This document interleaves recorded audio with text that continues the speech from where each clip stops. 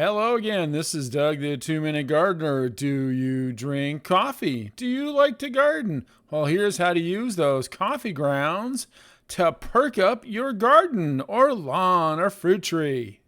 Hello again. This is Doug, the 2-Minute Gardener, here in my garden, talking to you about coffee grounds, how to perk up your garden with coffee grounds.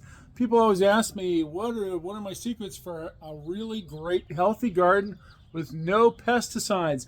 I tell folks, my wife drinks a lot of coffee. So these coffee grounds are a great supplement to add to your garden. They're a nice slow release source of nitrogen, potassium, and phosphorus with a little bit of magnesium, a little bit of copper, a little bit of calcium. Great for boosting your soil's microorganisms and really helping you have a healthy garden. It's not a substitute for a fertilizer, but it does help the fertilizer succeed by helping those microorganisms have a really well balanced diet. So how do you use these coffee grounds? First of all, you have to make sure they're used coffee grounds, not new grounds. So make sure after you're done with the coffee, you put them in a little container like this, let them dry out for a day at least, I always recommend, and then you just sprinkle them on. Now, important when you're sprinkling them on, you just kind of toss them around. Now, it's best to work them into the soil, but let's be honest, I have a cottage garden. I'm too busy to work stuff into the soil. I just throw it around, and it really is successfully and works it in. Now, when I'm done doing this, I'm going to make sure to water it all in really well, because that's how you get it to activate with the microorganisms. So again, take the coffee grounds, throw it on there. You don't need to throw a whole lot. You don't want to go get a giant 5-pound bag of used coffee grounds from Starbucks and use it, but just what you use in the house is pretty good.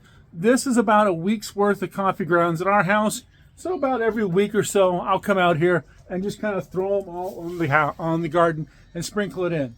Now, another important thing with these coffee grounds is you don't want to use them around, say, your dogs. If you have dogs, don't use them in those flower beds, because coffee grounds, as you probably know, are a little toxic to dogs.